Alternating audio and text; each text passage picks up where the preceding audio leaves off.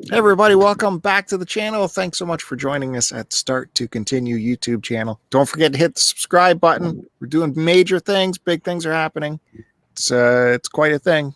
Good to have you come on board. Thank you for subscribing. You're watching the vinyl show, the looking through the record shelves, looking through the vinyl. We're going through the vinyl. We're looking through vinyl. We're checking out records. We're going through our collection, opening them up, seeing what's in there, having some fun chat while we're doing it. It's a live chat. So if you want to come on in the live chat and type it out, say hello, you're more than welcome. Also, there's a link to get in this show live to call in if you want. That's how radical and crazy we are. That's in the chat at the top if you want to check that out. So my name is Bill. I'll be your presenter and host for this evening. And with me, as always, I'm very privileged to announce that I have some killer guests with me as usual. And geez. You see, I got the bandana back. That is because this week we are offering the return of Matt Bandy is back. Hello. Down in the bottom corner today. I've been demoted. You go away for a little bit. Jeez, I feel like I haven't been on the show in like months. Yeah. You take a week off. It feels like emotion. Feels like you never left. You know, that's the thing. Feels like you never left. So taking your normal spot is Kevin Buried on Mars at the top right. Hello. We got him on loan from some way bigger music shows that he's appearing on now. I have to warn you, I have been cutting back on my caffeine. So if I'm a little slow today, that is what's happening. If I'm not as razor sharp as I usually am.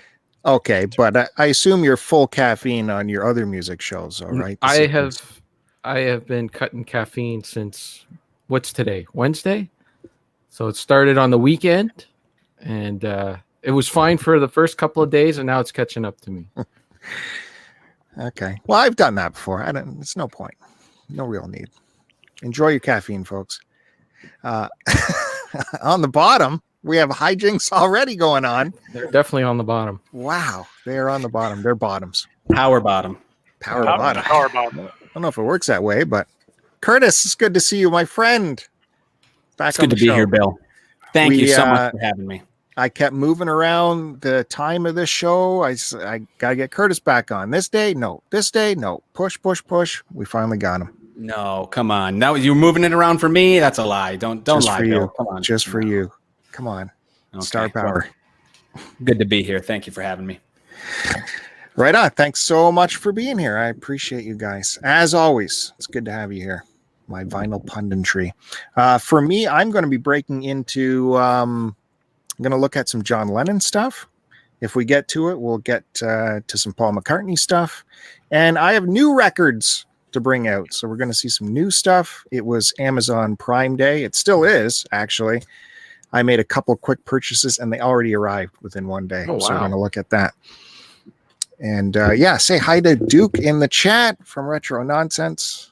Good to see you, sir. Of course, as always, as I say, you should check out his brand new podcast. It's called the Retro Nonsense Podcast with one of our absentee hosts, Chris Roberts. He can't make it tonight due to a work thing.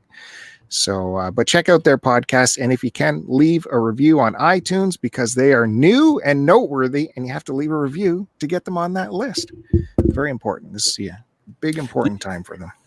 Bill, when you say leave a review, do you mean like just a star review or like a written review? 5 stars. Of course. And I think, it needs a written review. I think. It's gonna, okay. Because I did my 5 stars, but I didn't take the time yet to do the written review. Sorry, Duke. I will. Yeah, just, a couple words. Sexy bodies, sexy voices, whatever. Mm-hmm. Just a couple quick words. iTunes. It's such a torture. I did it. It's a torture to run iTunes, but please do it for these guys. And Deke has showed up in the chat. Deke from Thunder Bay Arena Rock. Bay Arena Rock. Bill was testing me. Make sure I can get it right off the bat. And you can see him and Kevin on their other music show every Friday, it seems. And I better be on my toes because Deke will correct me if I'm wrong on anything. So I think I've asked this before, but is Thunder Bay, is that a real place? Yes. Yes, it is. It is north of Duluth. north of Minnesota, north of Minnesota. Hey, that's my neck of the woods. That's right. Yes, but it's on the Canadian side. Thunder Bay. That's a cool name. Yeah. That's for sure. Yeah. Hey, we got to get Duke on this show at some point because earlier this week he was showing Twitter pictures, him in a record store picking out some records. That was the scariest looking record store I'd ever seen in my life. Really? It looked like home to me. I was That looked upper scale. It was well for me. lit. No windows? Are you kidding me? It was well lit, and there was carpet. You know, that place did not have. It was not up to code with the fire exits. Listen, for some of the places Bill and I have been in, that is 2 upgrades right there: carpet on the floor and well lit. Yeah, but the carpet shouldn't be stained and all ratty and gross. It's much more comfortable to stand on while you're flipping through records than concrete. Mm-hmm. Mm-hmm. All right. Well, 2 against 1. I can't win here. All right. So let's just kick things off. Let's start, I guess. I can start with, we like to start adjacently to vinyl. And I thought what better way than to plug other videos that you can find on this channel, such as adjacent to vinyl. And we're talking about John Lennon this week. You can check out my video of the John Lennon scrapbook, which is on this channel already. We go through this in detail, and it's a really fun book to go through. All kinds of pull-out stuff, memorabilia you can pull out. There's lyrics in here and posters and, some school artwork, which you would find this on one of his later albums, which we'll see later today. And there's even report cards in here. I think this was a lot of fun to go through. John Lennon. Why are we talking John Lennon? Because last week was his 80th birthday, what could have been his 80th birthday. So there's a lot of celebration on the internet surrounding John Lennon and his 80th, especially if you have Sirius Radio. Go check out the Beatles channel because there's lots of good on-demand shows, specials, interviews with Paul. There's an interview with Alec Baldwin interviewing Paul about John, and it was pretty spectacular. It was really worth listening to, man. And they get into the early stuff. I knew John had this rocky relationship, with his parents, but Paul really got into it where I could really kind of feel for John a little bit more. Like his father was gone immediately, no dad. And it was left to John's family. They kind of decided, well, you're going to go live with your Aunt Mimi, instead of your mother, because your mother is kind of, is known a bit around town too much. So they sent John to live with his aunt and grew up with his aunt. But the mother would come around. The mother loved John, and John loved his mother very much. And after one visit, John's mother left the house to go home and was hit and run over by an off-duty police officer and died. Wow. John was very, very young when that happened. So no dad. I think I knew that. Lost his mother. And of course, Paul went and talked about how these themes related to the music going forth, even in Help, but then in John's later career. Of course, the song Mother, where he's screaming for mother and how dad left. And they played that song right after that story. And it was very emotional. It was really well done. That's on the Beatles channel. Check them out. Brought to you by Sirius, this channel. So there's my adjacent, John Lennon. We'll get into some more John Lennon stuff after I get through some new material, new boxes here. When we come back around to me, I want to pass it over to my friend Kevin over at buriedonmars.com, a website I cannot access at work, so I still don't know if that website exists. Well, you could try accessing it now. I only do stuff like that at work. It's a rule. You only look at websites at work? Yeah. Okay. Well, my vinyl adjacent is a bunch of CDs I showed on my channel. Buried on Mars /YouTube yesterday, but I'll just quickly go through. I picked this up on eBay. This is the final Black Sabbath's last album. It's called The End. Originally, it only came out on you had to go attend one of their concerts to go see it, but it must have been reissued or something like that. So it's an EP with a bunch of not alternate tracks, but B-side tracks from their last album. 13, and a couple of live songs, and a couple of recordings are from Hamilton, the Hammer, down J-Rock's way.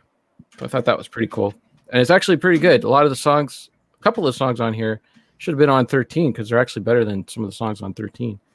So from a place called The Beat Goes On. I don't know if you've ever been to one of those places, Bill, but they have a bit of a chain here in Southern Ontario. We used to have like one here in Barrie. That's right. Yeah. Is that like right. a CD exchange or similar to that? Yeah. It's like to buy used CDs. So these are all used CDs, and I normally don't like buying used online because you don't know what they look like. Except for like on eBay, you usually get images in that. But I thought I'd give them a try. I've purchased stuff from them before in the past, but it all came in great condition. So I got Anthrax's Worship Music. Oh, nice. I tried buying that on. Is that with who's singing on that record? That is Belladonna. Belladonna. Okay. Yeah, that's the first album. This is from 2011. It's the first album where they were back with Belladonna. Mm-hmm. I haven't heard that. It's good. I enjoy it. Is it good? Nice. Yeah. So I got Deep Purple in rock. Nice. Haven't had that. I've never had that. I got a couple Led Zeppelin for the Led Zeppelin reviews on buriedonmars.com. The Presence and In Through the Outdoor. Because my vinyl records, we'll get to it when we get to Led Zeppelin. They're not in the best shape. This is Jimi Hendrix, People, Hell, and Angels. I'm going to be talking about Jimi Hendrix in a bit, but this is like another part in the series, one of the vinyl albums I'll be talking about. So that's coming up. Jimi Hendrix Blues is a compilation album from 1994, just a bunch of his different blues tracks. And this is for Bandy. I know he likes the power metal. So I got Pantera's first 3 albums. I had all these when I was a teenager, and for some reason I got rid of them. I don't know why. Far Beyond Driven. That's a great record. That's probably I think that holds up the best out of all. A lot of people love that Vulgar Display of Power. I really don't like that record so much. I think that is way overrated. There's some good tracks on it, but I actually prefer Cowboys from Hell over Vulgar. Well, I'd say Cowboys from Hell is my favorite because it's a little more rock and roll than the power metal. But Vulgar Display of Power, I don't know. I got to disagree with you. I love it. Mouth of War, every time that comes on. New Level, Walk, and then fucking Hostile. Mm-hmm. Look at those dudes, man. I had that poster up in my room when I was a kid. Nice. My roommate would make fun of me. Like, oh, those guys think they're such badasses. Whatever. And this one, it took me actually a while to get into Far Beyond Driven. See, that was I'm probably partial to that because that was the first Pantera record I had and first one I listened to. Yeah. When we first, it was my buddy Frank and I that were collecting them, and we found this on cassette, and we started listening to it. And like, oh man, these guys, they sound too crazy. And then we discovered Vulgar Display of Power and Cowboys from Hell, and then we went back to this and like, what were we thinking? This is awesome. So I don't know. Anyways, then I got a bunch of Alice Cooper, $1 Billion Baby, School's Out, and then the greatest hits. And you might be thinking, why would I get the greatest hits if I got these? Because there's a bunch of these on here. This greatest hits actually has a bunch of all the songs are on there, but they're remixed, so they're a little bit different. So if you want it all, you got to get them both. And then finally, I got the Who by numbers, which is some people are. I like it. Some people don't like it. Yeah, what's on that one? Oh, that's got Squeezebox. Squeezebox is awesome. I'm in. And it's they do a little more. It's not as iconic as Who's Next, but it's a good album. I like it. It's a little bit different. Who doesn't like Squeezebox? Come on, it's a good song. I don't know. I love. And the song too. Yes. Now, Beat Goes On, when they were in my town, I really liked it because, as Kevin says, you can order through them. So they have their entire inventory of every store online, and you could pick what you want. And they'll just ship to their local store, and you just pick it up. It's quite handy. Well, their shipping to your location is anything over $15. The shipping is free. 15. That's like usually it's like $40 or $50, but 15 free shipping in Canada. and the box came and it had tracking and everything. So they do it right. Did it legit. Yeah, they have all that inventory online. It's whenever you go to a pawn shop or something, like you ask them if they have a certain CD, they're not gonna. So something ran right by Bandy there. It's the Halloween episode. So yeah, Beat goes on. They at least have the full database of their inventory, which is pretty handy. It's good stuff. Yeah. All right, Matt Bandy. He says no. We got to move on. Passing Matt Bandy right over to Curtiss. All right, starting vinyl adjacent. I've been slowly going through my cassette collection, which is not impressive nor big, but it sure is eclectic. And this week I've decided to show The Simpsons Sing the Blues. Oh yeah, The Simpsons Sing the Blues. It's a fun one. A lot of saxophone on there. You know, I don't even know if I've listened to this one in a while. I don't even remember the last time I did. Oh, okay, let's see. Oh, this has something. Oh. No, I'm not show this. It was an order form for a shirt, and it was filled out by a young. Let's see, hold on. A young Layla Birch. There you go. Oh, Because this was hers that was gifted to me. So there's that. All right. Showing some of that. Wow. No, I've never seen that personally. I'm gaffing. So yeah, it's got some good stuff. Do the Bartman. Anyway, yeah. Simpsons Sing the Blues. Do the Bartman. That's right. Do the Bartman. Yeah.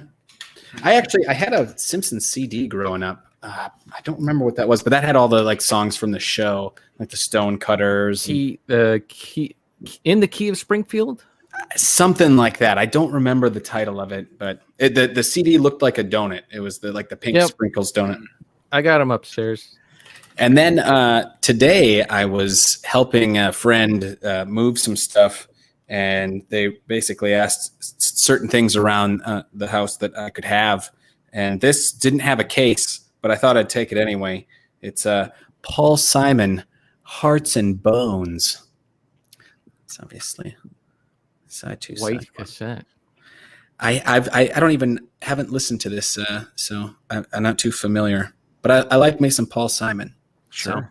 So I will pop that on. Those are my cassettes. And then we'll show this. One of the other things that was just lying around, I was like, hey, can I have that? And the answer was yes. Oh. VCR. there you go. Little JVC VCR action. I realized I never looked for the remote while I was there, but whatever.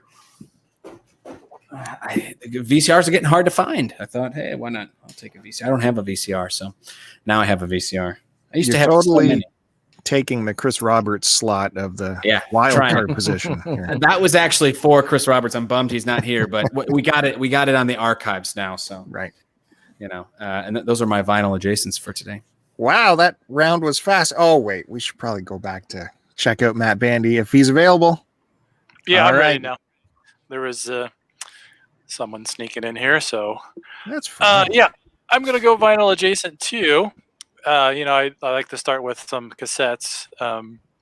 So I'm going to start off with a local band from my area, from San Luis Obispo, California, which is called Haley and the Crushers.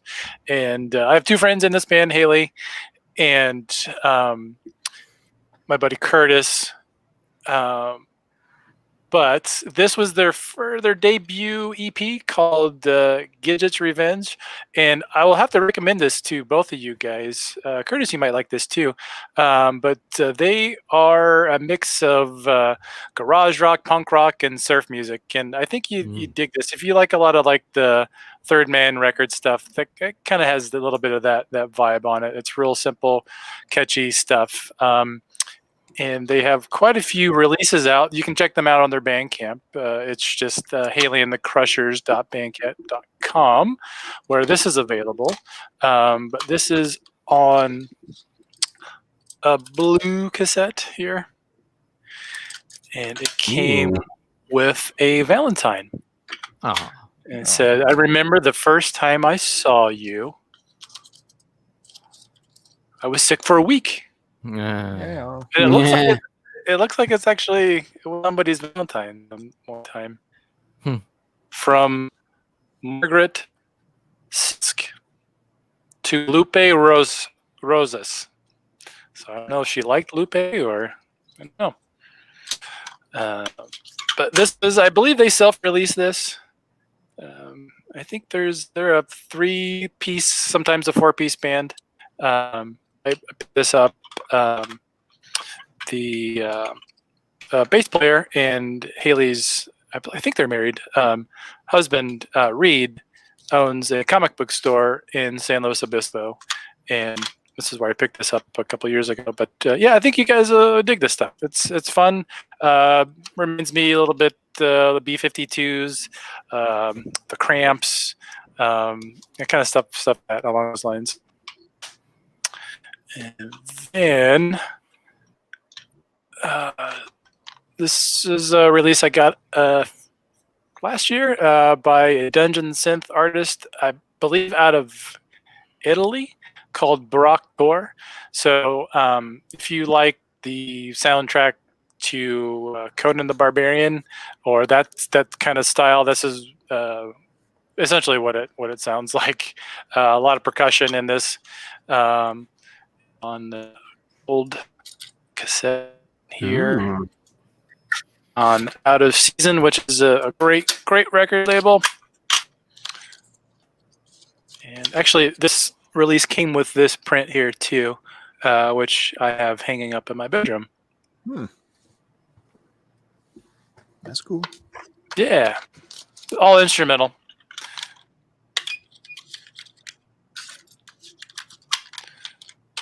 And we got another release from Out of Season. This is a band. I'm not sure where these guys are from. I know they're somewhere in Europe, or it's just one person. Arthuros is the name of this band, which is another dungeon synth release. And this came out in 2019. And this is has a very kind of magical feel to it. It's very yeah, it's a good listen. But so if you've ever listened, do you know the guys, the Tangerine Dream? Have you ever heard that band before? They were like an 80s synth band from, I believe, Germany, but they did the soundtrack to the movie Legend with Tom Cruise. Nope. Nobody? Okay. No. Anyway, it kind of sounds like that. It reminds me of that a little bit. And then, have you guys ever seen the movie Legend? Yep. Yeah. Okay. Yeah. All right. No. And the last cassette I hear, yeah, it is a little bit. Visually, it looks kind of cool, but it's boring. It's a bit very boring. Yeah. Okay. Last one is a band from San Diego called Meth Breath. I saw these guys. It's on a purple cassette. Oddly enough, they are a straight edge band. I saw these guys at a house show in Camarillo, I believe, which is just south of Santa Barbara. And you know how I always say, hey, we have nudity on the show here. You got a guy with sticking his head up his own ass there. So that's a power bottom. That's a power bottom. Sure. And you would know, Bill. You just got the Simple J card here. I only saw these guys once, and I've never seen any of the other releases, which I don't know if they're still a band, but they were really, really good. And it's unfortunate I haven't been able to find any more of their stuff. So those are my cassettes for today.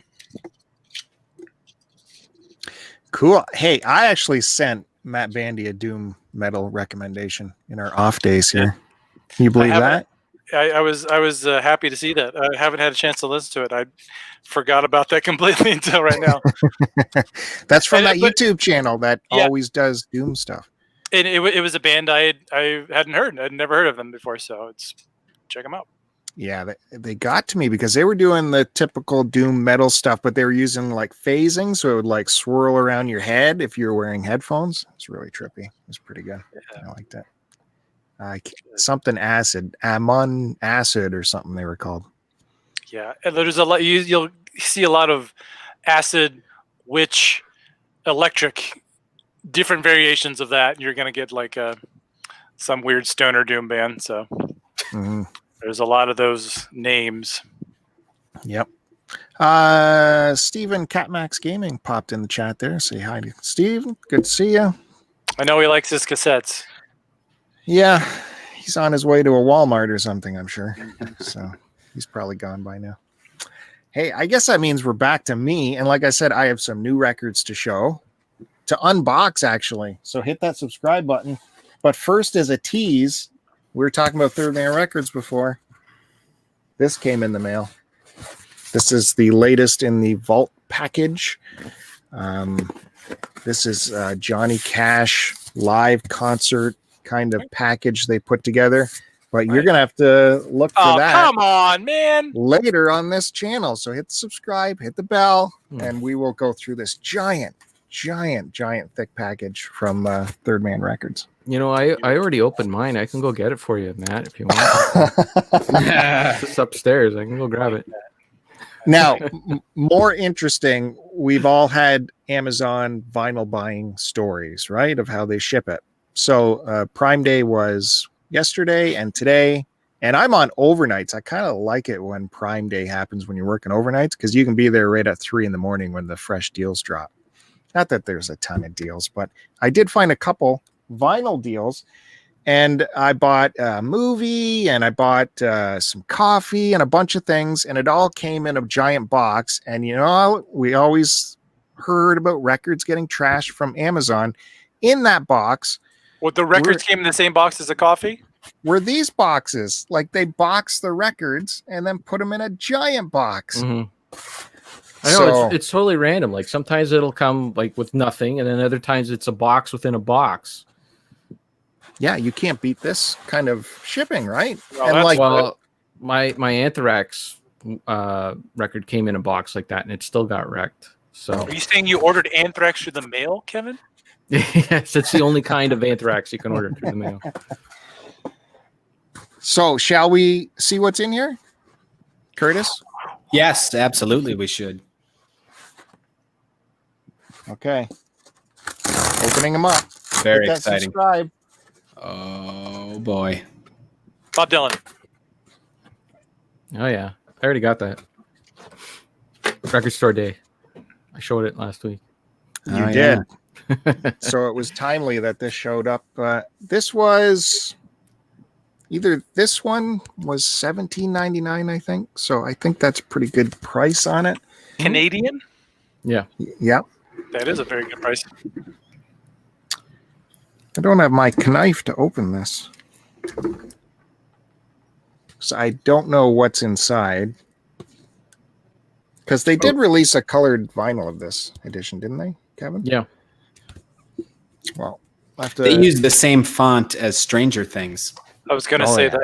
Oh, they ripped them off. Yeah. Oh, my goodness. Yeah. Bandwagon. So next time around, we'll open it up, see what the vinyl looks like. I'm going to guess this is Goodbye Yellow Book Road. I saw that was on sale as well.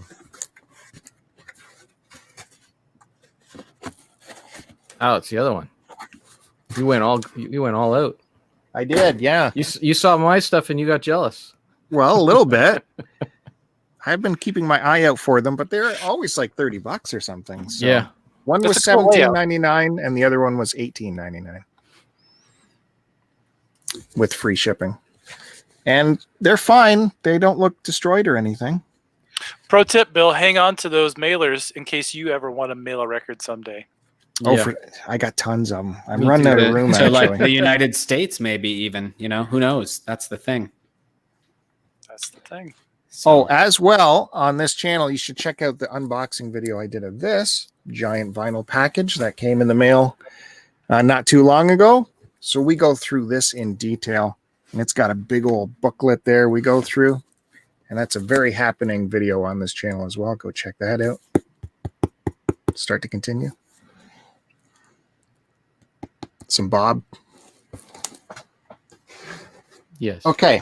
And the other new things, I was at an antique, kind of antique barn. And I hadn't been there in a long time. I decided to take a stroll through, and I was pleasantly surprised to find that the vinyl vendors have set up shop there. They set up the shop right in there. And it brought me back to like old school vinyl hunting where they're in milk crates and you get down on the floor and they're $5 bins. You know, it's just... It just got the juices back rolling because you could find really good stuff in there, even though they were super cheap, because they're just, liquidating all their, if I got 10 copies of this, I'm not going to sell all 10 copies for $30 each. Let's throw some in the $5 bin. So, and you also find these really weirdo releases that are fun to look at, like. Oh. Hey. Sit on it. Sit on it. I had to get I didn't even look at the vinyl. I just had to get this no matter what. You get this, and then you get the Fonzie board game. You're on your way. Oh. What's on there? Yeah, like, is it songs from the show? Oh, it's, yeah. Oh, that's a great, that's a great Lee Dorsey song. The Happy Days theme is on there. And I think there's even some sound from the show. At the end of the last selection on this album is an impressionist track containing the expressions "Hey, cool, nerd," and "sit on it." Listen and learn to use Fonzie's favorite phrases perfectly. Wow. That's worth it just for that. Is it Winkler doing it, or is it somebody else? I don't know, but there's even more. I hope it's someone else. Fonzie would give this headshot to all of his ladies, right? And they'd put it on their bedside to always have a picture of Fonzie. So you can do that with this. It's got the thing, so you can just set that on your shelf. Huh? Is that awesome or what? This might be one of the coolest records you show, Bill. Well, let's take a look, see what the vinyl looks like. Got a paper sleeve. And this was a $5 fine? $5. Nice. I don't think I've ever seen a record that doubles as a nightstand either. Yeah. I got another treat for you guys. Hold on a second. Another surprise for you. Oh yes. I borrowed my kid's little record player. I like where we're going here. This is good. So we can check this shit out. Turn this on. Is it on? And then where did I say the phrasing was? The last selection. Okay. The needle's up high.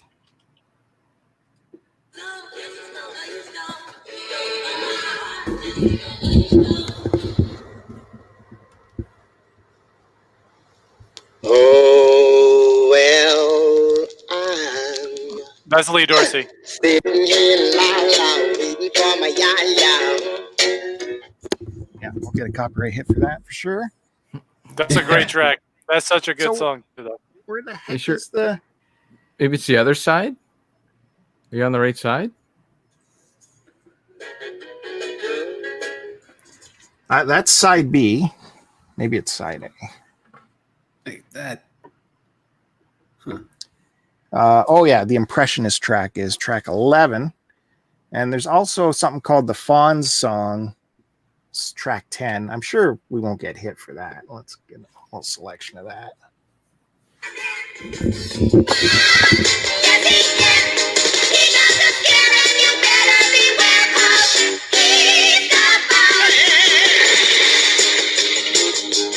Can you hear that? The first girl on the back of my bike. Yeah.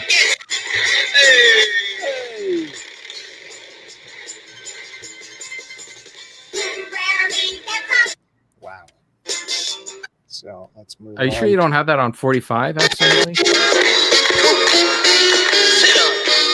No, it's 33. There you go, the Impressionist track.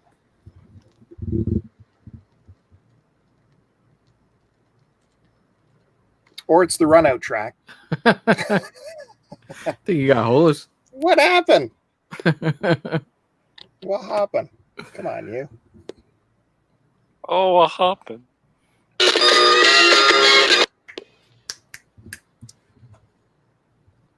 Hey, Brad in chat.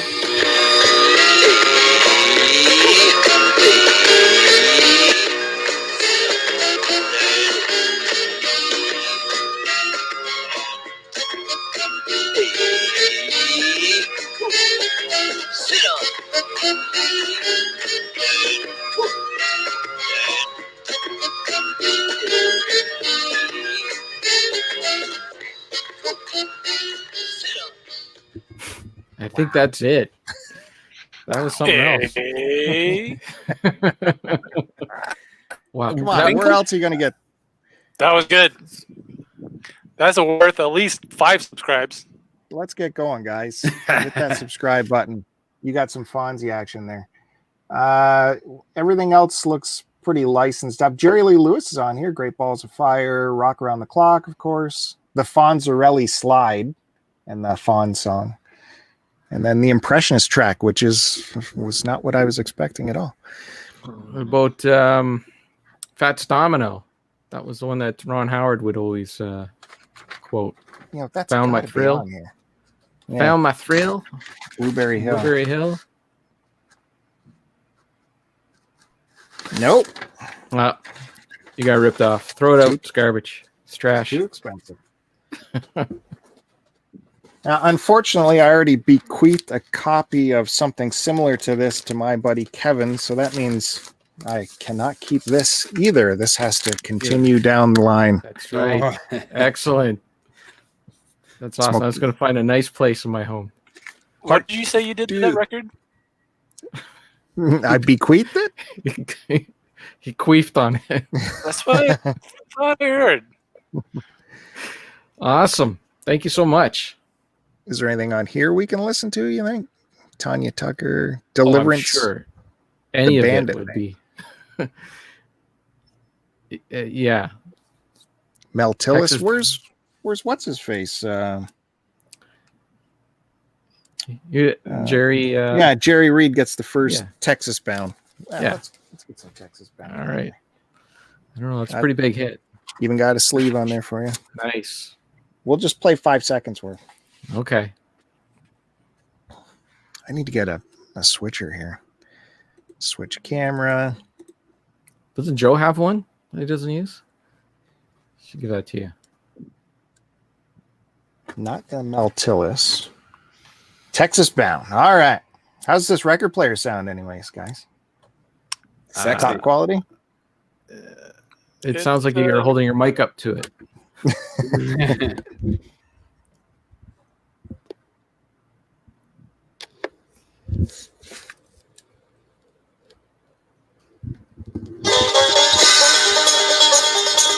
Yeah.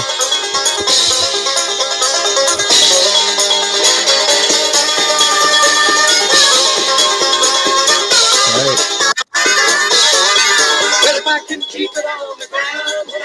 It don't get any better than that, folks. Hey, let me tell you, you put that on, you get in your car, you put that on, and you start finding the cops. You try to find them so you can just run away from them. Do some donuts in front of them. It does sound kind of sped up, but it is on 33. That's my my sexual Congress music. I put that on in the bedroom.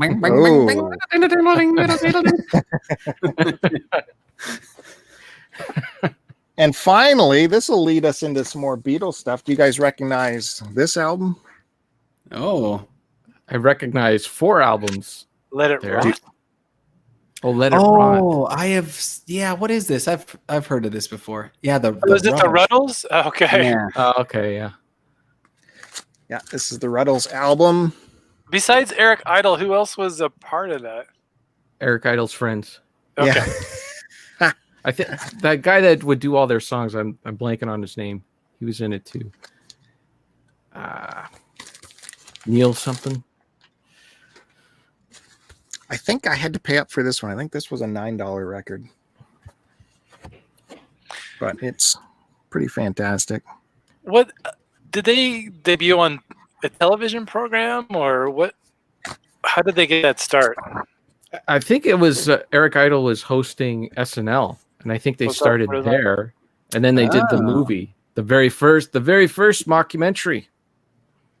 Is that true? Before Spinal Tap. Yeah. They beat Spinal Tap to the punch. I'd like to see that. I've never seen that before. It's good. They play it on the movie networks here once in a while. Mm-hmm. It's funny. It's a good movie. Yes. I like Excellent. it. Like, look at these guys. How can it not be funny?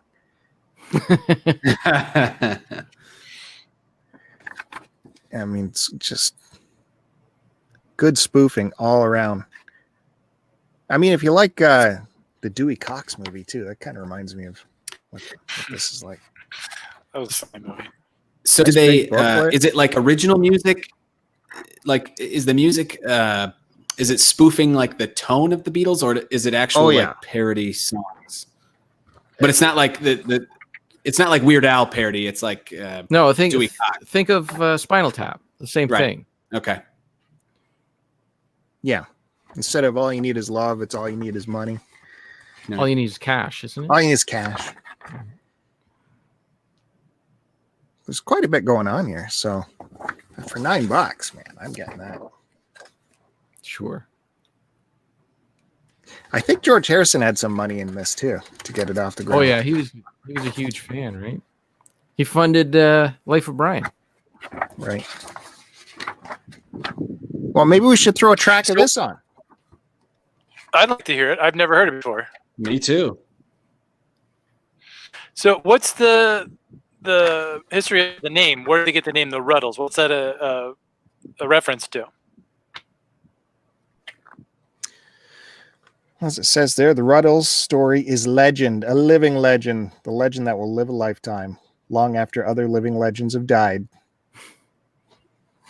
I don't know where they came up with the Ruddles. It's just a play on the Beatles, and you're in a rut, stuck in a rut, I guess. Rut. Yeah, I was trying to figure that out too. Get that Bert off there. And this has got another sleeve. We're all sleeved up today. Very good. This is a really thick album too for like a spoof band. It's quality pressing. Must Be in Love, Ouch, Living in Hope, Love Life, Nevertheless. I want to hear Ouch. Yeah. Good Times Roll, Double Back Alley, Cheese and Onions, Another Day, Piggy in the Middle, Let's Be Natural. All songs written by Neil Innes. That's it. Okay, what he worked on a lot of Monty Python songs with Eric Idle too. Oh.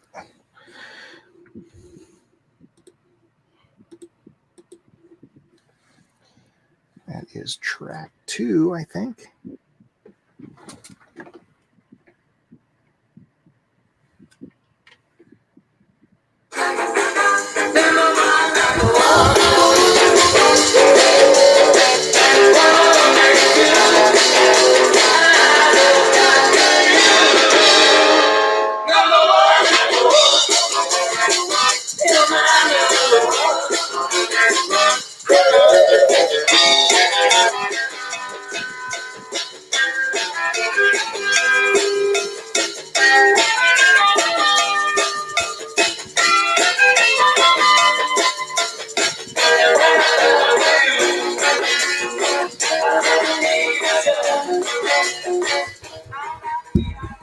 Well, that song is number 1. Ouch is 4. 1, 2, 3, 4. I imagine Ouch is a lot like Help. She's a dream, she's a dream, she's a dream, she's a dream. Kind of strange, kind of strange. I must be in love. No, that's I Must Be in Love. I'm a great TJ here.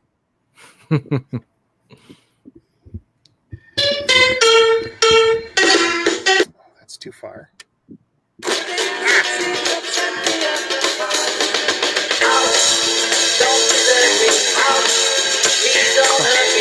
I have seen this before. Yeah. What is this thing called? I think I've seen the video of They that. say it makes the world go round. I remember them getting hit in the heads with something. Yeah, it's a good movie. You should check it out. Look for it somewhere. I don't know. It's got to be on a streaming service somewhere. That's good times. What came first, Kevin? The Ruttles or the Monkeys? Oh, the Monkeys. Ruttles were in the 70s, mid 70s. Monkeys were 60s. Yeah, this is 78. Oh, it's got the budget cut out there too. So Remainder bin. okay, so that is what I will show this time around. That is my new pickups. Practically all my new pickups. And we'll get to some John Lennon stuff if we come back around. So I'll pass it all over to Kev. All right. Finally getting to my Jimi Hendrix here. So here's the debut. The Jimi Hendrix Experience. Are you experienced? In stereo. So you got your Mitch Mitchell and Noel Redding.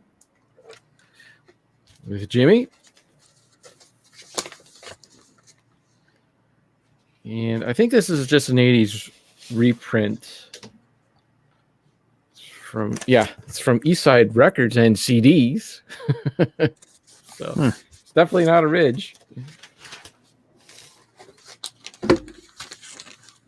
But it's in good shape. Plays really nice. Yeah. It's a clean record. Not too bad. Not too bad. Oh, my goodness.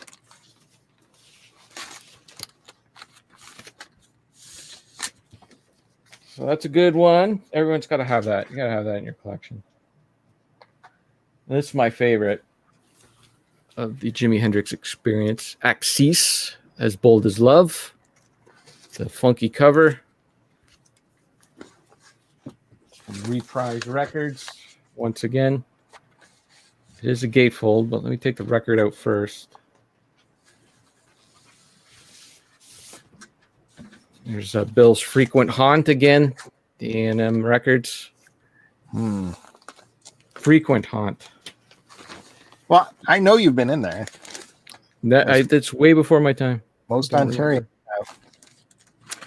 I know, but I was way too young. I was not born yet.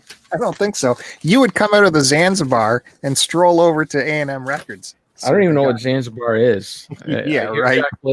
Jack Black saying in a song. I don't know what he's talking about. There's the gatefold in there. Yeah. Their lyrics. Then look at that. This is psychedelic, man. Apparently Jimi Hendrix did not like this cover. I think it's pretty but I think it's pretty cool. Awesome. If there's a British version of it that came out in the UK, and I think that was like his original cover or something, and then the Americans came out with that one. Well, it's very like Indian themed, isn't it? And yeah, I don't remember him really going off very much on. No, there's no like sitar or anything like that. Yeah, in the album. That was the Beatles thing, right? Yeah. So I don't know. That was just something I read. I don't know how true it is. This is Electric Ladyland, the big double LP. Here the guys are all psychedelic up. And there's a gatefold. All the band photos in there. So this was the last. They only did 3 albums. And then he moved on to the Band of Gypsies. There we are, reprise. I have no idea if this is original or not. I bought these all back in the day. And I would like get the best looking records for the least amount of price, So I imagine they're not original prints. They're probably all 80s reprints. And then at the beginning of the show, when I brought up Jimi Hendrix, I don't know if I showed this before. Both Sides of the Sky. I don't remember seeing that. Okay, well, that's good. Can I see the front cover again? Yep. So this just came out a couple of years ago, 2017, I believe. Okay, I thought so. From the angle, it looked like it's a scarf. I thought his neck was all cut up and he was bleeding out of it. Oh no, no, just a scarf. Bandy with his death stuff. Yeah. Yeah. No. No, this so the family, when they got control of the back catalog, they have been reissuing all of the more rare songs and that, and putting them in a better, like cataloging them better, so you're not like buying the same songs over and over again. And then they got his engineer, what back in the day was Eddie Kramer, and Eddie Kramer's still around, and they got him to remaster all of the tunes. And this is a limited edition. It's only number 8,397. But it is a double. But I'll only take out the one because it's brand new. It's a brand new record. They're all good. But this one it's really good. It got a track that he does with Stephen Stills. When he was like, there's I guess when he was doing Woodstock, that cover of Woodstock, he was trying it out like before he brought it to Crosby, Stills and Nash, and they actually have a version of Woodstock with Jimmy playing lead guitar on it. So it's just Stephen Stills. It's not David Crosby and Nash. I think I remember them telling that story in that Laurel Canyon documentary. Yeah. So that's on here. There's some stuff that he did with some blues guys. Manish Boy, Lover Man, Hear My Train Coming. Stepping Stone, the Monkees song. You just mentioned the Monkees.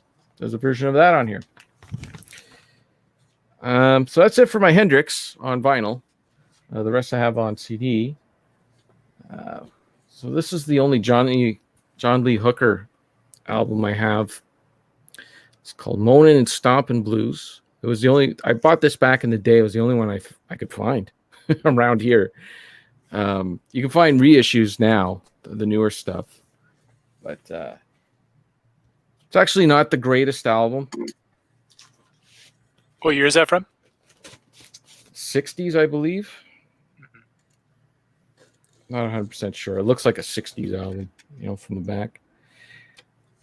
But like a lot of these, he would just, someone would show up at his place with a tape recorder and some sort of bottle of hooch and get him to record into, into a DAT tape, and they would make an album out of it. Him and Lightning Hopkins were notorious for doing that. There's no year on this, but it's Nashville, Tennessee. I don't know if that's where it was recorded or if that's King Records. But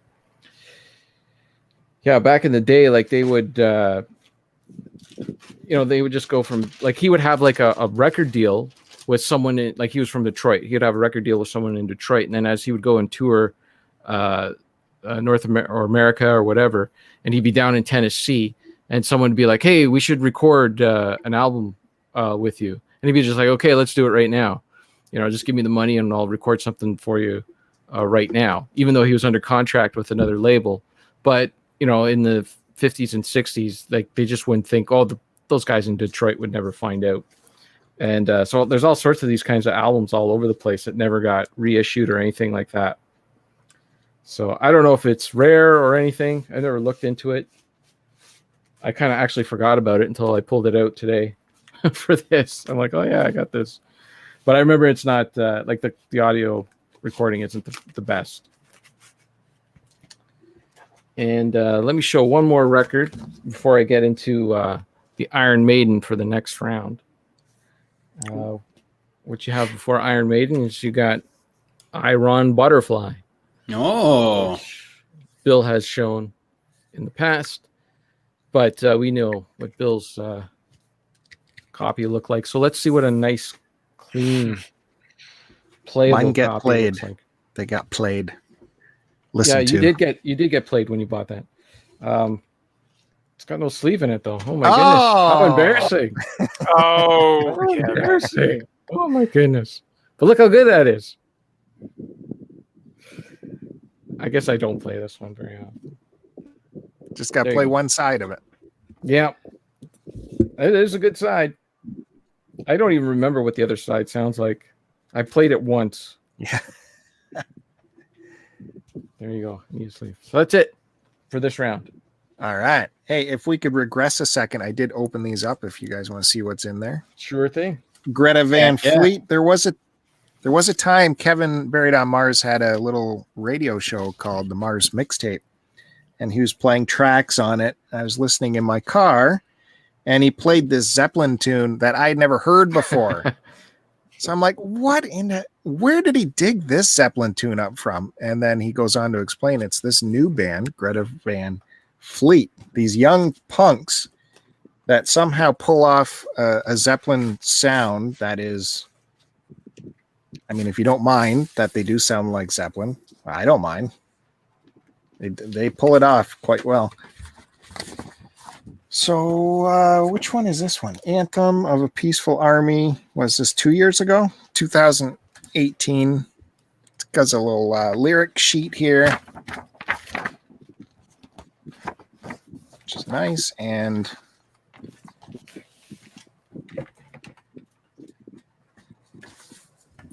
it's just ordinary.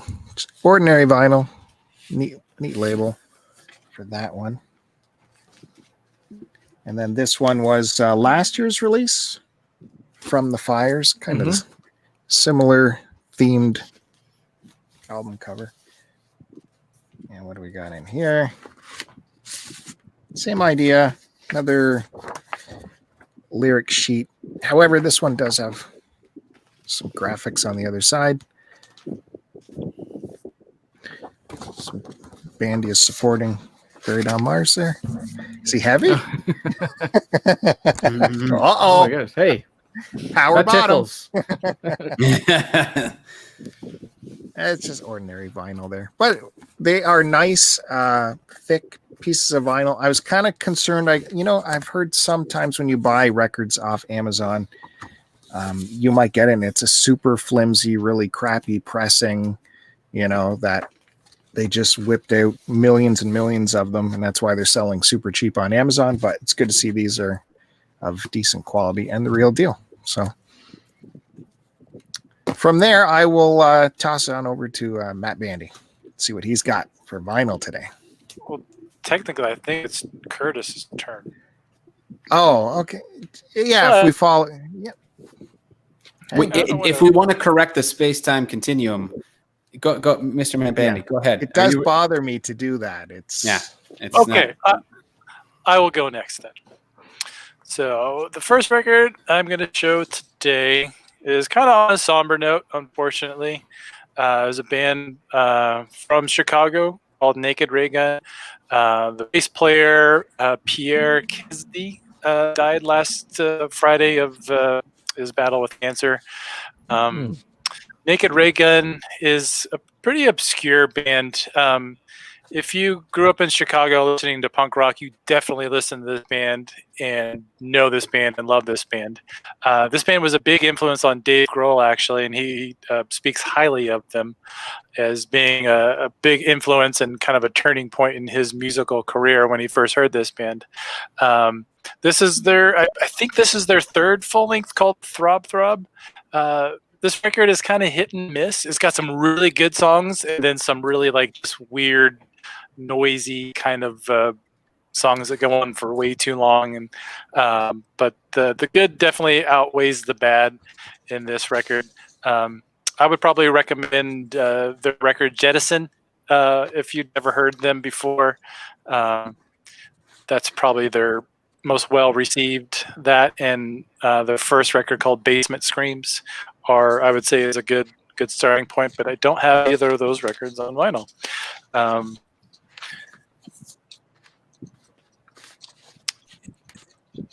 You just got the lyric sheet there with looks like that's what's his name from the Addams Family? Gomez. Yeah. So yeah, Naked Ray Gun.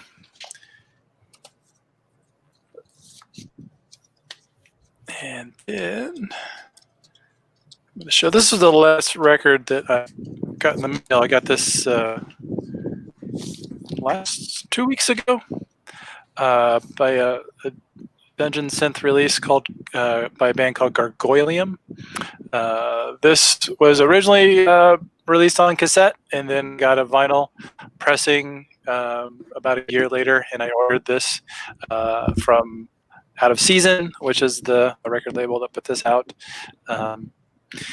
This came on, I believe, a clear blue vinyl. Ooh. Vinyl here. It also came with a patch that I unfortunately don't have with me, but that was part of the package deal. $20 for a record, a patch, and a print, which the print I already have hanging up in my bedroom. So yeah, that was all that was in there. But this is a cool release. It has 2 tracks on it, just a side A and side B. You can read the track titles there. I'm not going to even try to read those. But this is, like I said, it was a dungeon synth release. It's what they consider like old school dungeon synth, where it's like 2 really long tracks. It's very kind of repetitive themes through them, and yeah, this is a cool record. And I'm glad that Out of Season is now starting to release their cassette releases on vinyl, so I could listen to it on a proper format.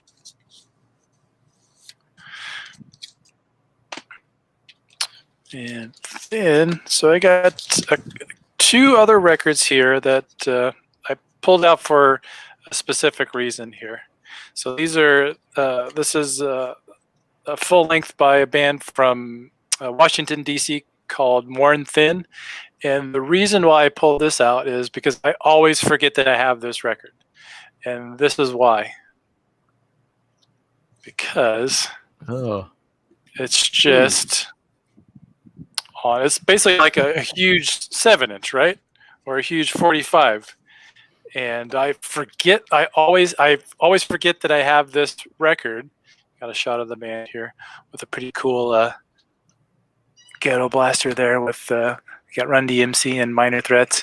But yeah, I always forget about this record because it gets lost in the mix of my records. And I sometimes when I'm looking or just want to pick out something randomly, I always forget this record, and I haven't listened to it very much because of that reason. It comes with a just a lyric sheet here. I believe this was their last release.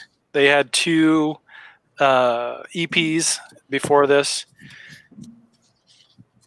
And this is also on a clear blue vinyl. Nice. You got a shot of Teen Idols, which is Teen Idols was a band with Ian MacKaye and Henry Rollins. Were both in that band. This was kind of like their first band that they were in when they were very young. Yeah.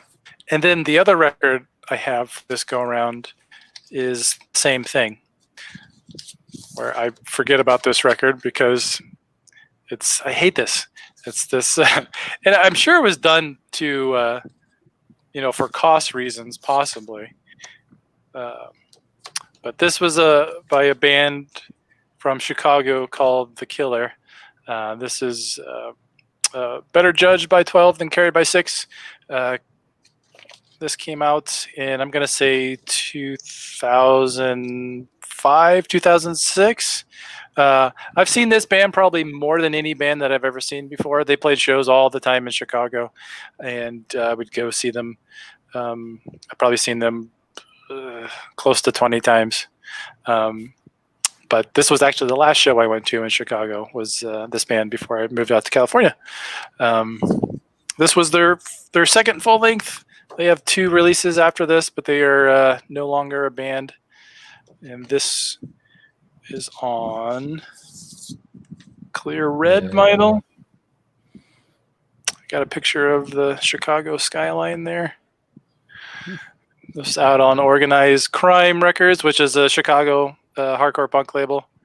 It's still putting out releases. And this was, I believe I got this at their record release show. And it was minus number 50 out of 121. 121, that's a weird number. I'm not sure why. There was 121 pressed of this certain color. Yeah. This is a great record. It's in the vein of bands like Integrity. They are a hardcore punk band, but with a lot of heavy metal influences. And this record I absolutely love and listen to a bunch, but I often forget that I have it or forget about it because of the sleeve. So yeah, there you go. Ooh, another super rare pressing by Matt Bandy. Well, and we can say hi to Denise in the chat. Hi, Denise. What's up, Denise? You missed the Bob stuff early on. More Bob stuff coming. More Bob stuff. You never know what Curtiss is going to whip out. Is that my turn now? It is your turn, sir. Oh, very exciting. So I actually have some new stuff to show as well. I was getting bored, and today I decided to go to my local haunt. I mentioned it before. Freak. Oh, Beat. Yeah, I've never been to that record show. Is that in Hollywood? No, it's in Sherman Oaks, where I live. Sherman Oaks. Okay. Yeah. So I found a couple things. I always like to have at least one vinyl of like my favorite bands, just to have one. And so I have this list of stuff of bands that I need to get at least one of something. Some I'm kind of embarrassed I don't have anything for. The biggest one probably being AC/DC. I'm like ashamed I don't own any vinyls of AC/DC. Come on. Dude, I know. Trust me, I know. But you know what it is? I like to go to record stores and find like used stuff. I don't like to buy them new too often, so that's why I don't have any. I never see it used. But I did cross one off the list today, not for AC/DC, but for a different band that I didn't have anything for. Pretty happy about this one. This is some CCR. Oh, nice. Yeah. Willie and the Poor Boys. Mm-hmm. So this is let's see. It's got you can see down on the corner, Fortunate Son, Midnight Special. A lot of good stuff on this one. Oh, Midnight Special. That's a great song. Yeah. But the Willie and the Poor Boys song, I sang that song wrong for years. And it wasn't only until like a few years ago that I realized that I was singing it wrong. It's embarrassing. Sing it wrong for us, Bandy. Yeah. Nope. This is the first time I'm really checking this out. I did take a look in the store. Shit. Did you get that? Damn it. I'm too slow. Oh, you guys missed it. So I apologize. You didn't miss anything. Oh, son of a bitch. What was too it? Slow on the switch. So I fell. I say I fell head over heels for you, Curtiss. You. I got to see all of Matt's bandies down there. Go see Big Bandy. But the real reason I went to the store was, if you remember last week, I was pretty disappointed I wasn't able to find a certain record. Do we remember? Jeez. No. What was sons of bitches? What was I showing last week? What was I showing a bunch of? Stones. There you go. It was the big debate last week, right? And so I finally got to pick up the remastering the double LP of Goat's Head Soup, which I paid a whopping. Oh, where is it? This way. Gosh, dang it! You see that? $35.99 US. So, but it's sealed. Let's open it up right now and find out what's inside. That is the creepiest record cover art of all time. It's very weird. It's so weird. It's like Silence of the Lambs. That is big coming from Matt Bandy. That is like, yeah. So Look at weird. I'll show you the back here. The back's even almost creepier than the front.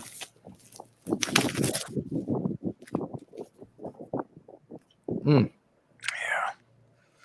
Yeah. All right, so, oh, More creepy.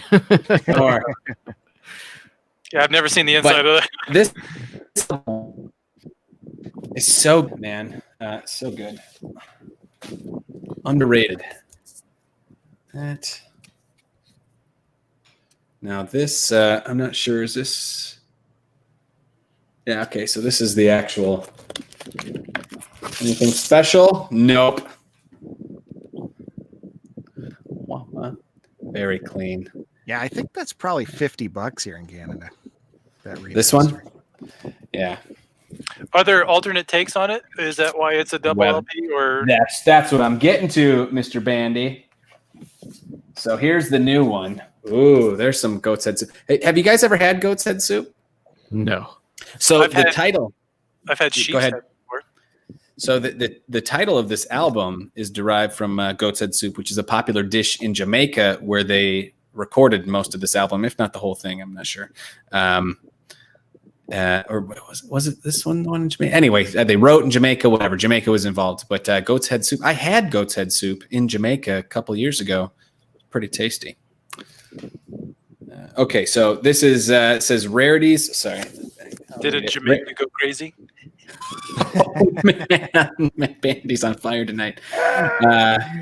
Rarities and alternative mixes. Side one is Scarlet. That's the recently released song with that was with Jimmy Page, which is so good. Like seriously, lost hit. Can't believe it wasn't released. And then All the Rage and Crisscross.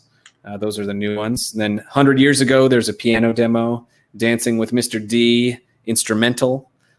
Side two is Heartbreaker, instrumental. Hide Your Love, alternate mix. Dancing with Mr. D, Glyn Johns 1973 mix. I'm excited to listen to these. I haven't heard all these.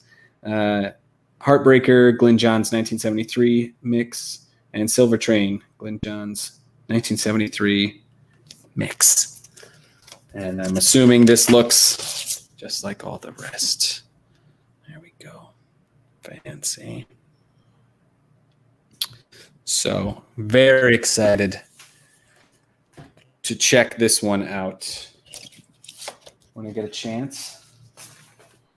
Matt or Mr. Bandy, where do you end on the Beatles versus the Stones? That's what we were the debate last week. He hates them both. No, I'll go. I'm not done yet, Bill. I'll go Beatles over Rolling Stones. Yeah, well, you join the rest of us. But I still love this one. I'll go AC/DC over Rolling Stones. Okay, you're gonna get a big one of those, Mr. Matt Bandy. I love AC/DC, but there was someone that had an album in the 90s, and it was called AC/DC is Better Than the Beatles. I can't remember who it was. You know, I actually, speaking of AC/DC and the Rolling Stones, I was at Freak Beat, and I was looking through their like music DVDs, and I wish I would have got it. It was $5. It was and it was actually Canadian. It was some Toronto music festival, and they had all these bands playing it. But the two like headlining acts, like there was AC/DC, and then the Stones were like the headliners. Oh yeah, that was the 2003 Stars Fest. Yes, Yeah. it was that. And AC/DC played with the Stones on a couple songs. So I might go back and pick that up. Is that worth it? I've never seen it. Bill says no. I'm not getting it. Is it $5? I would pick it up for If it's $5. I know it was $5. Okay, so moving on. I figured I showed like the peak Stones last time, so I'm gonna continue going in chronological order. After Goat's Head Soup, we move into 1974. This might be one of my favorite of the Stones album covers, and that's "It's Only Rock and Roll." Mm-hmm. I like it. I love that there's just no word, nothing, no print or anything on it, just a picture. Very cool. Whoops. Good stuff. Also, another underrated album. Got that. I will say though that the Rolling Stones have cooler album artwork than the Beatles. Oh, heck yeah. And this follows suit with most of their... Whoops.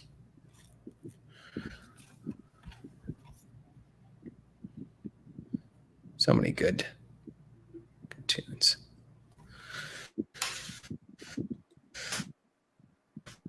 This one. And then I skip. I don't have their next album, which is Black and Blue. To me, it's kind of a album, but there is one really good track on it called Melody, if you're familiar with it. After that, 78, Some Girls. It's a good one. This is a reprint. I don't have the original. Oh, Warhol cover. Yeah. There's some almost nudity.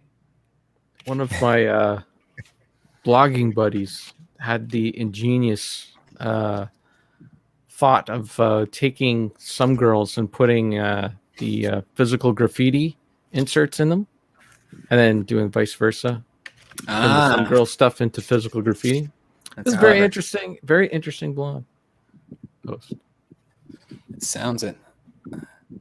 This is one of my favorite albums too. Kevin, you were saying you dig this one, right? Yeah. Yeah, it's a good one. This is one of those like hit after hit albums. Mm-hmm. Curtis, your cover doesn't have the cutout windows? No, it's a reprint. Oh man. Yeah, well, I know. Good. I'm getting so angry with all these Rolling Stones albums that you're pre-releasing on me, because that'll be in my list within a couple of weeks here. So pre-releasing on. Here's another underrated album from 1980. That's Emotional Rescue. Yeah. Sarah just picked that one up a few weeks ago. Yeah, man. I really like Emotional Rescue. I don't think I've ever seen that record. It's a good one. What's on that? I mean, the big ones is, Emotional Rescue, but it's She's So Cold. That's probably the one you know about. She's so cold. She's so goddamn cold. This is where the Stones start losing it for me. This is very disco-y, this album. You could tell they, like, after the success of Miss You on Some Girls, they were like, let's do disco. That was my impression of Mick Jagger. Oh, you nailed it.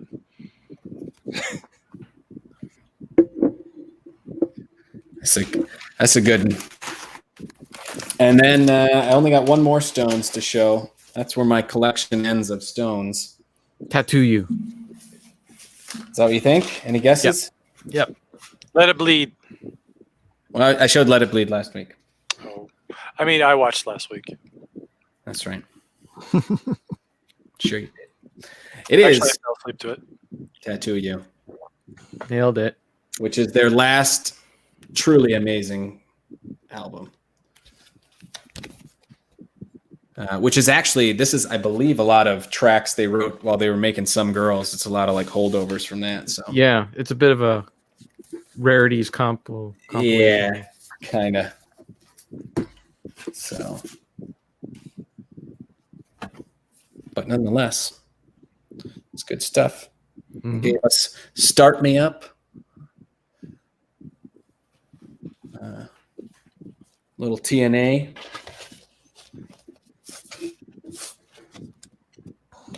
Whoops. Back in there. And that's it for the Stones. That's where I'll leave it. I'll pass it back up to you, Bill. Well, tease us. What's coming up next? Oh, what's coming up next? Well, what we're gonna do, you know, here's a little tease. Oh yeah. Is Duke still on? Because he needs a lesson. I know. I got that. I was inspired by his wife, I believe, was got that right. Yeah. Good stuff. So there you go. All right. So now's my chance. We can get into this John Lennon stuff. Like I said, we're celebrating what would have been John Lennon's 80th birthday last week. So I'm digging out the John stuff. And of course, I think we all have this album.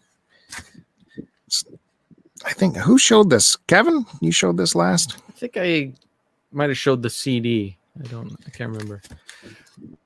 That's chock full of good stuff right there. Well, half of it's good. You gotta skip the Ono stuff. That's right. Every second song. That's right. Let's see what this looks like in there. It's a really bizarre listen. Like, it's like, oh man, this is amazing. And then Yoko comes on. It's like, oh wow. I know. And then the next song is amazing. And then you're back to Yoko. Yeah. Beautiful boy, watching the wheels. Dear Yoko's even good. And then you hear Yoko and you go, oh, Jesus, woman. God, this album is so good. That's why you got to get it on CD so you can just easily skip the Yoko. So the sleeve, we just got lyrics on the sleeve, both sides. And that was the last album he released, I believe. Yeah. Like was it posthumous or was it just posthumous? That's the word I'm looking for. Yeah, I think so. Like by just a couple weeks, so wasn't it? Something. Yeah. It came out before, you said? No, just after. Oh, just after. You know my memory, though. You guys are the pundits. It's on Geffen Records. It's got a weird. God damn it! Shit's falling all over the place. It's got a weird. I don't know if you can. It's like an embossed something going on up here, right there. Embossed circle. Or can you just rub it again? Quick. Oh, right there. Slowly, yeah, right slowly. there you go. Pretty delicate, eh? Okay. Now on to some Shaved Fish. Lennon, the Plastic Ono Band. There's that Mother song I was talking about earlier, which listen to that story and then listen to Mother right after that. Give Peace a Chance, Cold Turkey, Instant Karma, Power to the People, Mother, Woman is the Imagine is on here as well. Imagine's on there again? Yep. That's weird. Happy Christmas. Like this thing is got. Is that a greatest hits? It's got to be a greatest hits. It's all hits. Because I have Imagine on Imagine. Right. And Xmas, I think that was a single. So this must be a Shaved Fish makes sense. Yeah. You know what? This pundit's gonna get to the bottom of it. You gotta look it up. This is on Apple. Compilation album. There you go. Here's the real question. Who had the better solo career, Lennon or McCartney? McCartney, I would say. Yeah, well, yeah. How can you quantify it? Because one is still going. Well, I mean, in terms of quality. I would still say McCartney. Really? Like, when was the last McCartney? Sing me a McCartney song like from the 80s or 90s or 2000s. It doesn't matter. I still think he had a better track record before, like while John Lennon was still alive. I mean, if you want to disqualify all the stuff after, do you think Lennon was better? Yep. Yeah. Well, George. I'm a bit of a Well, I know George, we all know guys. we all know you're going George, but see, I'm kind of a sap. I dig my McCartney. in the I wings. like him too, but I think John Lennon was way more deep than Yeah, sure. Band, On the Run, and that stuff. There you There's go. nothing wrong with that album, which will be shown at a later date. No, there isn't, but it's just not as good as John Lennon. So You got a 45 in there. Looks like there's a little bonus in here. Bonus. That's a good idea to put the 45 in there. Yeah, because where else are you going to put them? What do we got on here? It's so hard. So she said. Mm. And Imagine. Wow. That's what she also said. And it's 41, by the way. So Number 41. Wow, that's way down on the print run. same, both sides, 41.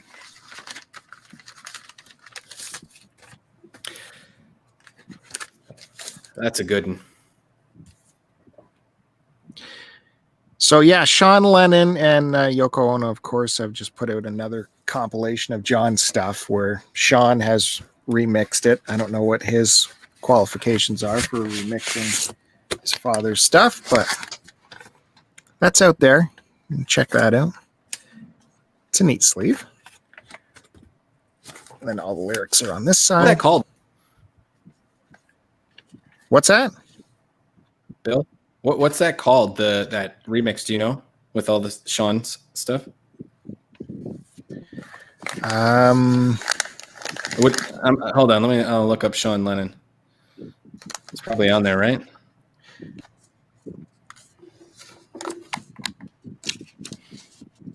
I don't see it. It's basically this picture. It's kind of like this picture profile of John, and there's words coming out of his ears. Go to expectingrain.com and you can see it on the right side of that page. Yeah. Sorry, I'm just looking it up on Spotify. I don't think it's there. Well, there you go. What do you think is John Lennon's best album?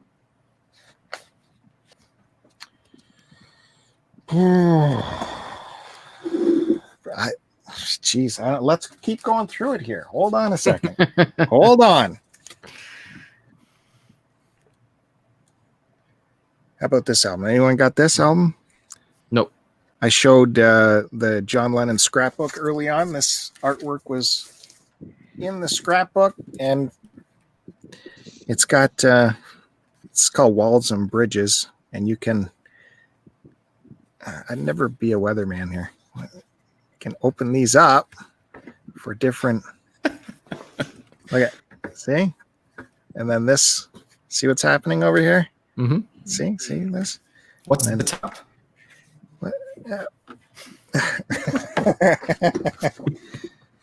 I guess the top doesn't come off. That's what she said. Okay. What's going on here? We have an insert.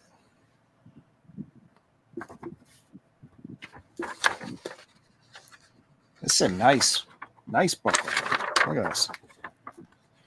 All kinds of stuff in here. Lots of John's art.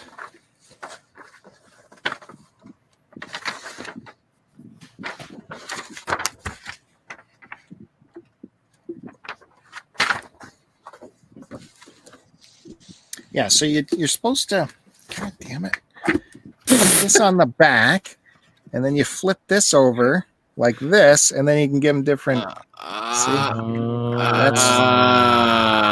that? That's what I was trying to get to. It was worth it. Well, It just was do the worth middle one. Yeah. See? We get to it eventually, guys. So what do we got on here? So this is Going Down on Love, Whatever Gets You Through the Night, Old Dirt Road, What You Got, Bless You, Scared, number 9, Dream, Surprise, Surprise, Steel and Glass, Nobody Loves You, When You're Down and Out, and Ya Ya.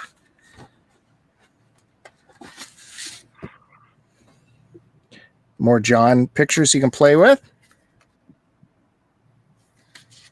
The record sleeve. This is from Apple.